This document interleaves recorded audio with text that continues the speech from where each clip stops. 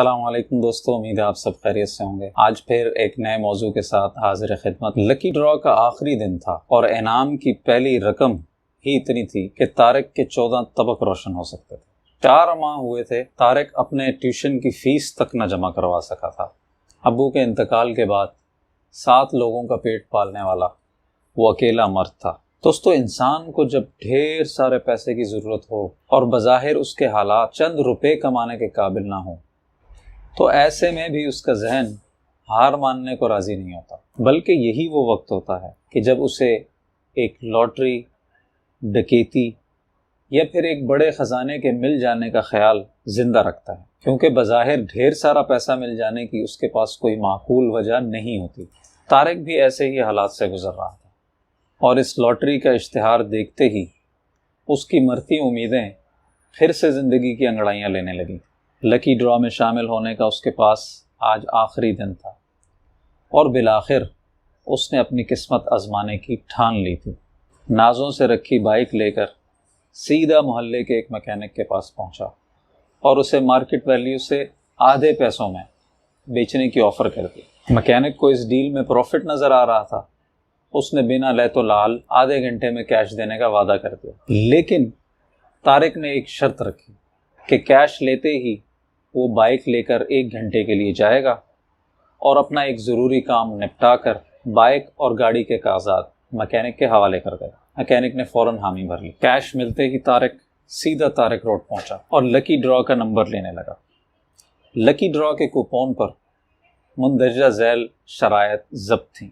Number 1، لکی ڈرا میں شمولیت صرف نادرا کا اسمارٹ کارڈ رکھنے والوں کو ہی دی جائے گی۔ نمبر 2، لکی ڈرا کے فرسٹ پرائز یعنی 1 کروڑ میں سے 2% کمپنی ہینڈلنگ فی چارج کرے گی۔ نمبر 3، لکی ڈرا کی قرآن اندازی پی ٹی وی چینل پر لائیو نشر کی جائے گی اور پہلے ونر کے کال ریسیو نہ کرنے پر دوسرا قرآن نکالا جائے گا۔ نمبر 4، کال ریسیو کرنے والے خوش نصیب ونر سے شناختی کارڈ کی تصدیق کرنے کے بعد اسے 1 کروڑ کے انعام کا حقدار قرار دیا جائے گا۔ دوستو، طارق نے ٹرمز اینڈ کنڈیشنز پر سرسری نظر ڈالی اور اپنا چوز کیا ہوا نمبر باکس میں ڈالنے کے بعد واپس لوٹ گیا۔ اس نے واپس آتے ہی چابی اور کاغذات مکینک کے حوالے کیے اور دل ہی دل میں ایک عجیب سی خوشی لے کر گھر چلا گیا۔ 1-2 دن گزرنے کے بعد طارق پھر سے اپنے برے حالات میں گھپ سا گیا اور کب قرآن اندازی کی تاریخ آن پہنچی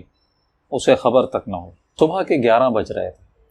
طارق نے بوریت دور کرنے کے لیے اپنے ایک دوست کو کال ملا لی۔ 15-20 منٹ ادھر ادھر ہانکنے کے بعد جیسے ہی کال کٹی تو پتہ چلا کہ ایک لینڈ لائن نمبر سے مس کال آئی ہوئی ہے۔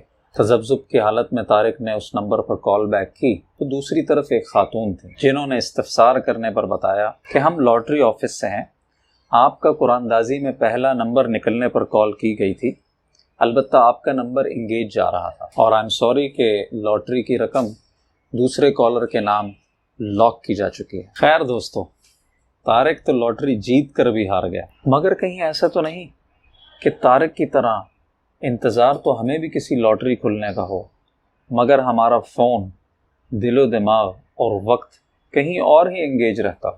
کہیں ایسا تو نہیں کہ بننا تو ہم بھی سکسیسفل چاہتے ہوں، لیکن سارا دن رات خود کو نکمے اور ناکام لوگوں میں بزی رکھتے ہیں۔